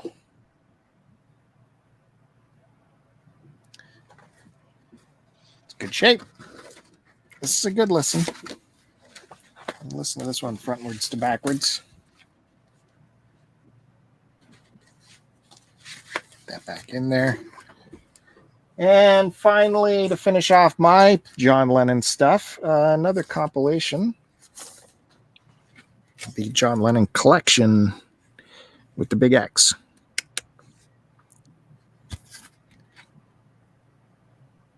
Cash John. So this one, what do we got on here? Oh, Promotional copy. Oh, there you go. Rarity.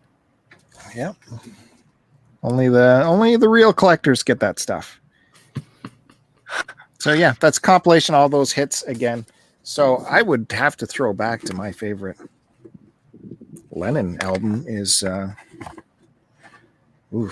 jeez. Dare I say, because It's pretty good. Watching the Wheels. I even like Dear Yoko is so awesome, and Woman. It's good stuff. Yoko stuff on there though. I will Watch it. look for that next time I go to Freak Beat. This one you should be able to get that dirt cheap. There's tons of those. Yeah, I'm gonna look for it. That's why I asked. Yeah, right on. All right, so that is my John Lennon stuff. As you can see, teasing what comes next, we'll go through the McCartney stuff. If we get back around to me. Hard to say. We'll pass it on over to Kevon. It's got some metal action. Yeah, here we go. Some Iron Maiden. Iron Maiden, they always do it up with the artwork and everything on their albums. So get ready. Get ready for some spectacular artwork. So this is their very first. Will this knock album. Bandy right back on his back? It might. He probably has seen all of these. But this is their first album. It does not have Bruce Dickinson singing. It's Paul Diano. Paul Diano. I think that's his name. Deanna. You should look up pictures of that guy today. Yeah, he's in pretty rough shape. Yeah, he is. But his work on these first two albums are actually quite good. They're almost a completely different band before they got Bruce Dickinson, and they actually sounded a lot like that Deep Purple album in rock. A lot of what's on here reminds me of that, and they were huge fans of Deep Purple. But this has Running Free and Iron Maiden, which is like the song Iron Maiden is the song that they've played at every single live show that they've ever done. They've always played the song Iron Maiden. I really dig the Phantom of the Opera track off of that. Yep, that's a good one too. This one is Killers. This is the second album they did with Diano. And look how cool these guys were. They actually would put their producer right in there. So those are all the band members. And then Martin Birch, the guy who produced the album. Right there. Like he was a member of the band. And he just recently passed away. Last month, I think. Maybe 2 months ago.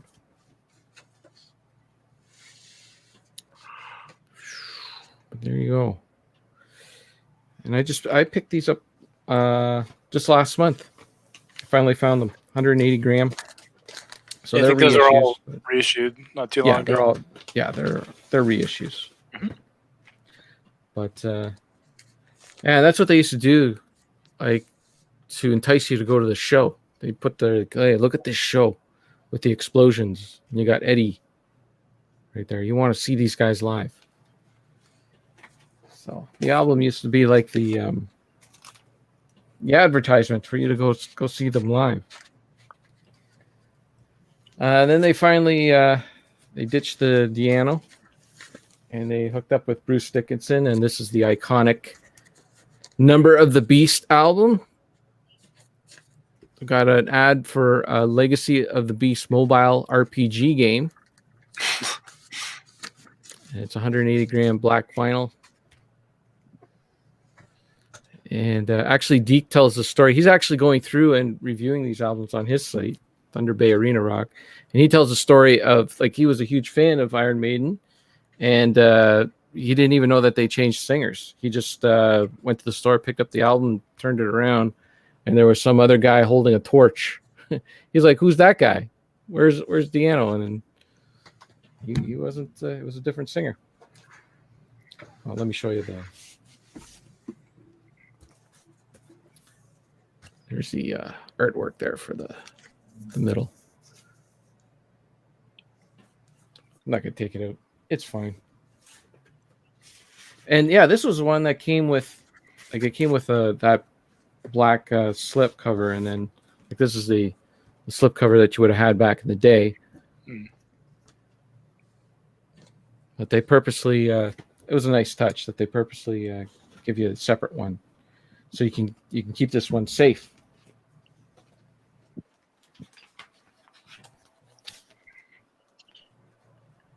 And next is my favorite Iron Maiden album, Peace of Mind. And notice that it's your favorite, peace. Kevin? Yeah.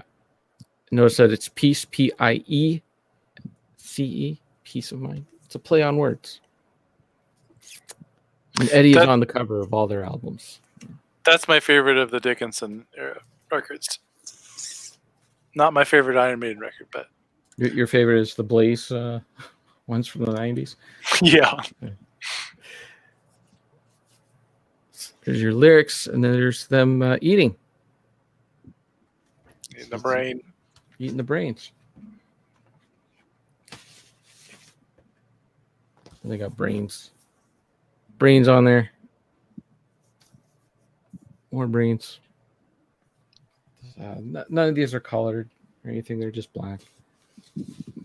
That's fine. It's all good. But this one, yeah, it's my favorite. I don't know if it's their best. Like the Number of the Beast one is like the one it's their most popular one, that sold the most. But this one has Where Eagles Dare, Flight of the Icarus, Die with Your Boots On, The Trooper. I love that song. I think that's a much better record than Mark of the Beast. Well, you know that it just sold more. You know. Yeah, I think Mark of the Beast gets a lot of credit just because it was kind of a change in direction of the band, and first to have Dickinson on it. First to have Dickinson, yeah, and it was just a huge album for them. And when you look at Iron Maiden, they really didn't sell that many albums in the United States. It's more the rest of the world. Like they went through that Number of the Beast went 3 times platinum in Canada, and it only went platinum in the United States. Really? Yeah. Huh. So this is Power Slave. This was the next one. This one had like a more of a, the Egyptian vibe in the artwork and in a little bit in the music.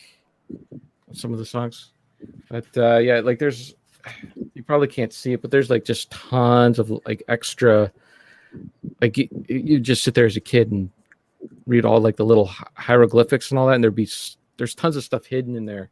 It's a Mickey Mouse, I think. Yeah, it's wild all the way up the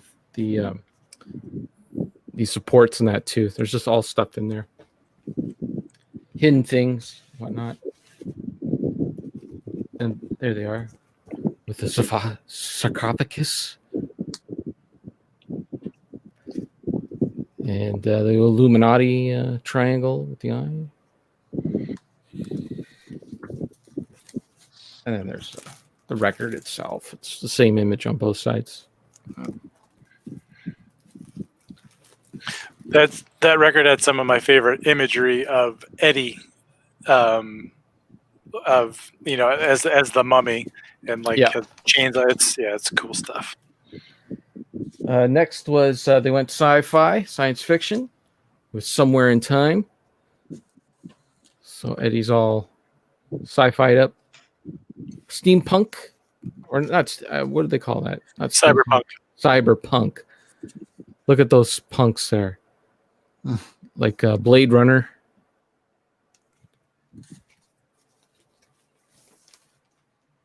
And yeah, this one's not a gatefold. But again, they put the sleeve separate. This is so funny. I don't know what the heck these are. Like, what are those? Some sort of weird trikes? Some bitchin' bikes. That's the future right there, is what that is. I guess. There's all your lyrics, sir. I don't know. I thought that was something else. And then there's your artwork in there. It's the same on both sides. And still going here. The final, the one they did, Seventh Son of the Seventh Son. This is the last album they did with Bruce Dickinson in the 80s. And then I think they did one more album with him in the 90s. And then he jumped ship for a few years. Fear of the Dark. Yeah, Fear of the Dark was the 90s one. And I was never too much of a fan of that one. So I don't have it.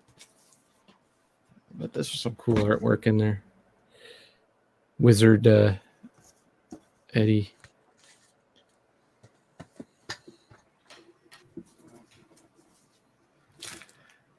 And then there's that. And I think I'm done with my Iron Maiden collecting on vinyl. There's stuff from 2000s, and they're quite long albums, and so they tend to be double discs and really expensive. But I do have one more to show. One more. I did grab one from recent years. It's Rock in Rio. This is it's like three discs in here. And I put it on my Amazon wish list, and it came up for $20. And I had to check and double check to make sure that it wasn't like some sort of dumb reissue or something with only one disc. It was the actual legit 180 gram Rock in Rio show. And yeah, it's all legit. It's all in here. It folds out. There's more Eddie band pics. And there's all your lyrics in there. So yeah, that's it. What is the one Iron Maiden that everyone should have?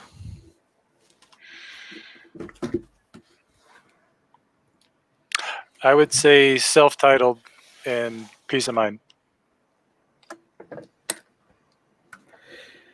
I don't know. That's a hard question to ask. I like the one that would have the songs that you might know is Number of the Beast.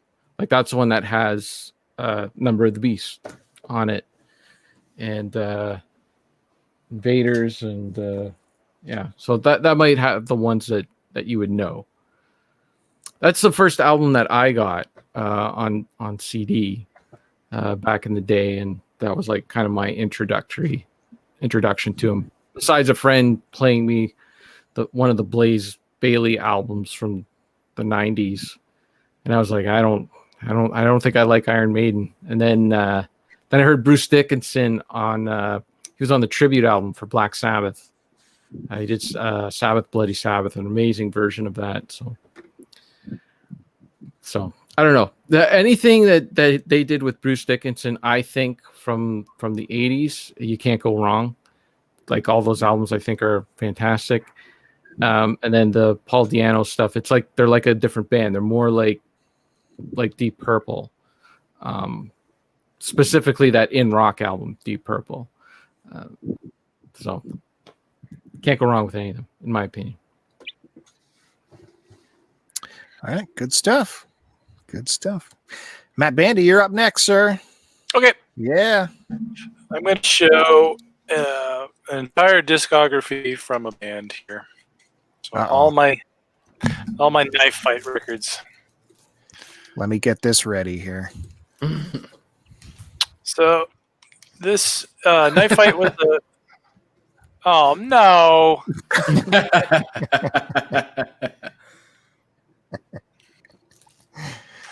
So Knife Fight was a hardcore punk band from Los Angeles, California, that were around in the early 2000s. This is the first. They had a demo before this that I don't have that was released on cassette. This Knife Fight was a weird band that kind of had a cult following. They were almost the best description of this band I've ever heard was too hardcore for the punks and too punk for the hardcores. So it was a weird. They were a hardcore band with a lot of like 80s, early 80s punk influences on it. And I thought they were great. I unfortunately never got to see this band play live. I don't think they toured very much. This was just on black vinyl. There's 11 songs on this record, and it's if I would guess, this record probably clocks in at about 6 minutes, maybe. And then you have, it's very, very fast and aggressive music. And you got just a lyric sheet here, live shot of the band.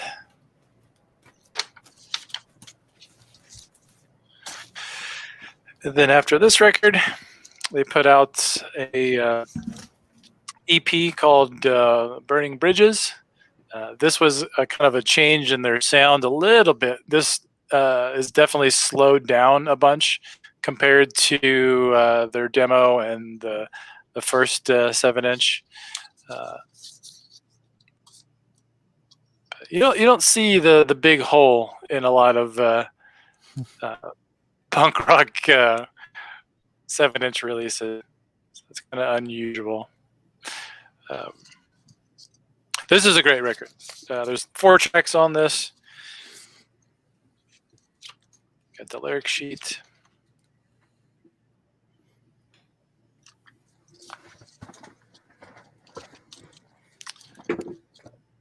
And after this record, they put out another. I don't know if they consider this an EP. Yeah, I guess this is considered an EP. The Isolation EP, and this, I believe, yeah. So this is kind of a interesting. It's a folded up poster that the 7-inches put in. If you can get this all on camera here, so I don't fall over backwards. Ooh, oh!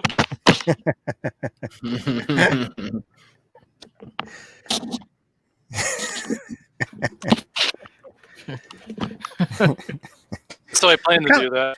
What kind of chair is that? It's this rocker chair.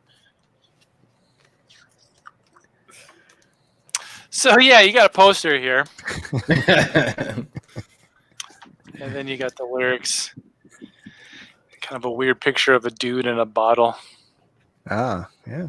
Looks like it's asexual. There's your nudity. Nudity with no nudity. And yeah, this is just on black vinyl. I believe there's 6 tracks on this. I haven't listened to this record very much, but that's solid. And then to finish off with, they put out an LP called Crisis.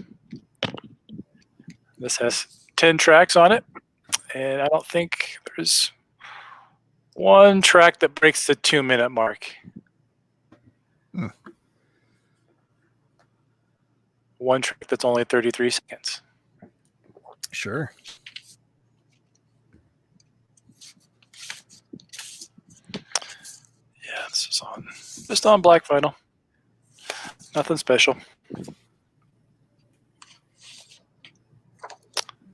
And you have just the lyric sheets and shout of the band. I think by this point in the band, this was a completely different. Like the only original member was the singer. and I think they had a quite the revolving door of members for this band. But I also picked up this is a CD of theirs. It's called Out of Print from 2002 to 2004. So this at this point you couldn't get these anymore on. They were all out of print, so you couldn't find them in any. Pretty much like the secondary market was the only place you could find those records. And I got this because I didn't. This has a copy of the demo on it, and I didn't have that. And the demo tracks, I think there might be one or two tracks on there that weren't included on the first 7-inch, but there are 47 tracks on this. Jesus. And the last. Looks like there is one, like the last 20 or so are live tracks. And then you have a couple cover songs on here by the Clip Boys and Negative FX and DYS and Poison Idea. So there's a couple cover songs on here too. Little crazy guy there. And then a live shot.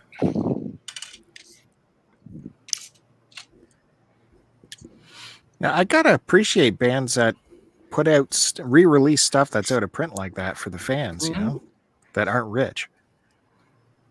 You got a bunch of just some posters. Bless you.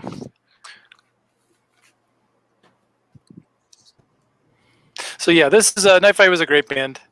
I have a buddy who played in this band. Greg Bacon is his name right there. Boop. But yeah, I never got to see them. They didn't tour very much. And it's a shame.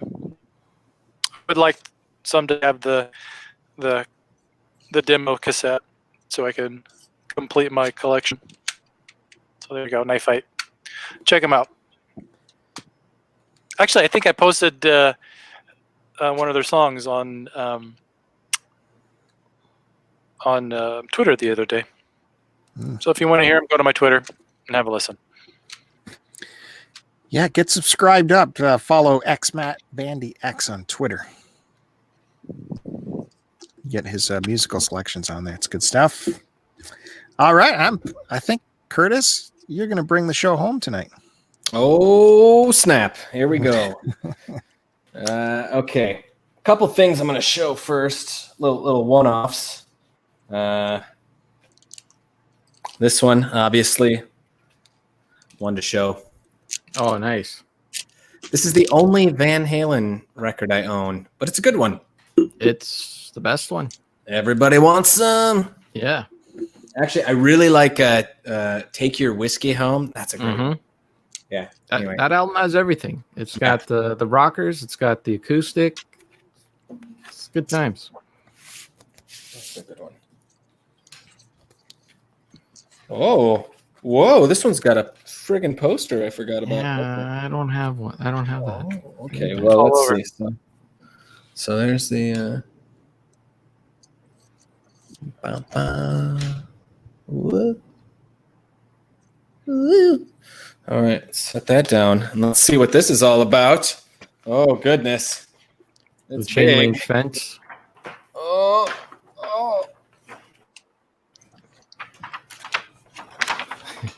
Might have to back up for this one. Careful. My goodness.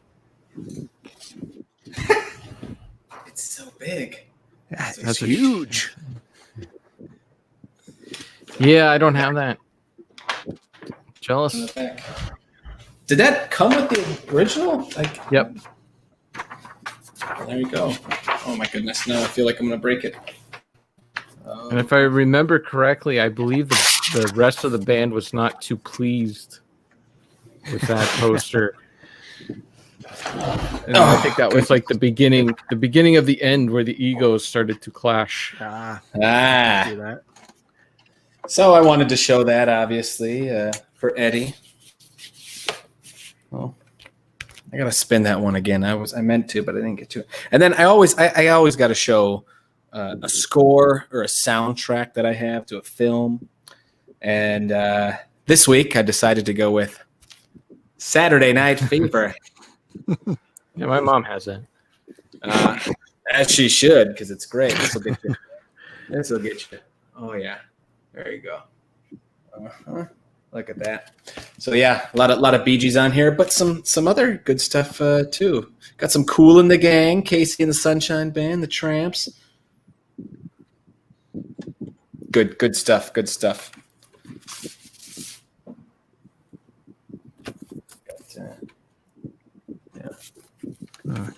That Tramp song is the song that Louis Tully is playing for his party, his accountant party in Go Ministers. It's funny. Love it. So, I was going to ask you guys, when you have like a band, like a discography of a whole band, how do you index it, or how do you put it on the shelf? Do you do it in chronological order or alphabetical order? Or? Chronological. Yeah. Or Sarah just likes to roll them all in there, and it drives me nuts, and I say no. Chronological. Yeah.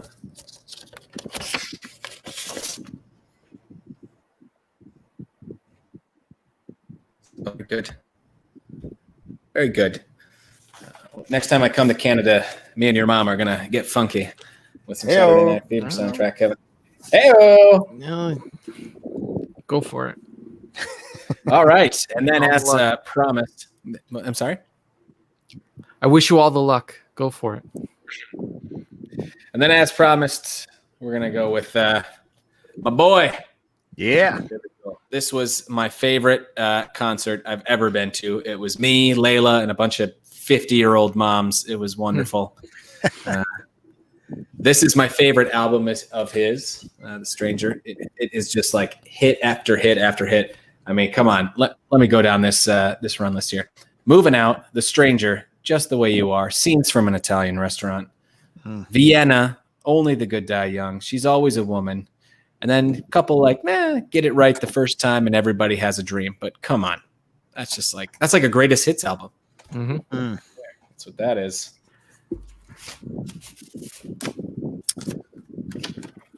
You guys like Billy Joel? Where do you stand? I do like Billy Joel. Yeah, that stuff for sure. Let's try.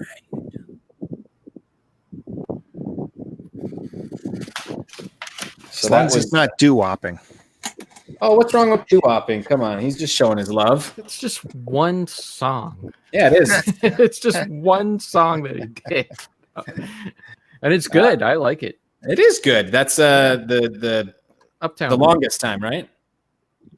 The longest time, yeah. Okay, yeah. So that was 77. Moving into 78, we got 52nd Street. This is another really good. Well, everything I'm going to show from Billy Joel is a really good one.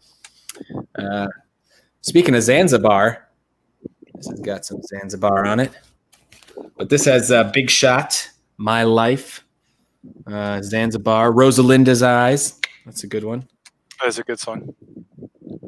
Honesty. Brilliant. Yeah. Fun fact, Billy Joel wrote Big Shot for Mick Jagger. Oh, really? But then he ended up liking the song so much, he's like, I'm not giving this to Mick Jagger. Big Shot's not one of my favorites. But when you hear it, you can kind of hear him. He's doing a little bit of a Mick Jagger impression. Yeah. That's good. This was actually the first Billy Joel record I ever picked up, was 52nd Street. Here's a good one. Glass Houses. Mm-hmm. Don't throw it. Don't do it. Oh. Look at those eyes. He did it. Oh, this looks like it's got something fun in there. What's this? Okay. This is just a... These dudes I will abandon. Yeah. This all look the same. It's okay. Nothing wrong with a little uniformity. It's all Columbia Records, isn't it? Yes. Billy Joel. I was going to do a little dueling piano players, but maybe I'll tease for next time. And then finally, my last Billy Joel album, An Innocent Man. Underrated. This one has Kevin's favorite, Uptown Girl. and the longest time. Tell her about it. An innocent man. Keeping the faith. Come on. I mean, this guy was a hit machine. As his hair recedes, the quality recedes with it. Whoa, Bill. Settle down. He went out on his own terms. He went out on a high note. River of Dreams. That was a big album for him. Yep. Which one has the Entertainer on it? Oh gosh, that's one of his early ones. That's like the one that comes. I think that's Piano Man, which I don't have, surprisingly. Yeah, and a little tease for next time. The real deal. There you go. Oh, I missed it. I saw it. I Keeps got it. cutting out on me. Well, here, it's okay. So it won't freeze. I'll hold it up nice and. Funny guy. Oh man. Wow, that was a great show. Thanks, Curtis, for showing the Billy Joel stuff. Look at this guy. He's just Lean back. flirting with danger. Lean back, man. Guys, I got to run. I'm so sorry. I have to go do something really quick. So I got a jet. I'm going to leave a friend with you, though, while I'm here, just in case I get back and you guys are still going. Okay? Okay. Thanks for joining us.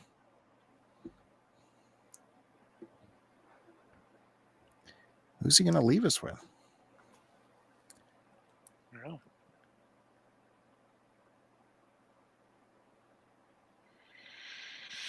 Dracula? Well, Bela Lugosi there. I guess so. Okay. Well, now I feel better. Yeah, there you go. All right. So I guess that's it for the show. We're just under 2 hours. I'm not going to get to the McCartney stuff. We'll kick that off next episode. Paul McCartney and Wings and further stuff that he's done. What can I say? We are seeing, for me, geez, I'll be honest with you, the end of the road is close. We might have to have a conversation what this show will evolve to soon. I have Stones to go through. I have Grateful Dead, and of course, all the Bob Dylan to go through. And then I don't know what we're going to do after that. It'll just be the Bandy show. Because Bandy has a never-ending collection of vinyl that we have surmised. So we'll always have something to look through as long as Matt Bandy joins us on this show. Thanks, well, if everyone. I could just tease a little bit what I'm going to show next week, because I'm getting into the Jays next week. And what do you think is going to be the big Jays? So do you... For... Jays... Like Jays, like Jays. Lot of Jays. Holy mackerel. Thanks, Curtis. Well, there's some stuff there he hasn't shown. So yeah, that would be cool. There's some. For Judas Priest, do you file it under Priest or Judas? Judas. Okay. Yes. That's a J. Mm-hmm. Yes. Mm-hmm. I go for bands. You always go the first name, right? And then for single artists, I always go with the last name. So you got a big pile in T for the thes? No, No. the goes at the end. Here, put that at the end. Okay. Yeah. Good stuff. Should I wrap it up now? Yes. Okay. Thank you, Kevin, for finding time for us this week. I appreciate it. No problem. I don't know about next week. Next week, I work Wednesday, Thursday. So again, I submit to go for a Friday record. However, Kevin is in demand. I am, but I don't know if I am. I'm not signed up for next Friday. Oh, So okay. Piss on those pricks. You're locked in. whoever locks me in first, that's locked where I in. go. Bandy, are you good with Friday? Good. Bandy's good. Friday it is. Kevin, you're locked in. Tell those guys. Oh, actually, no, I'm not. Sorry. Oh!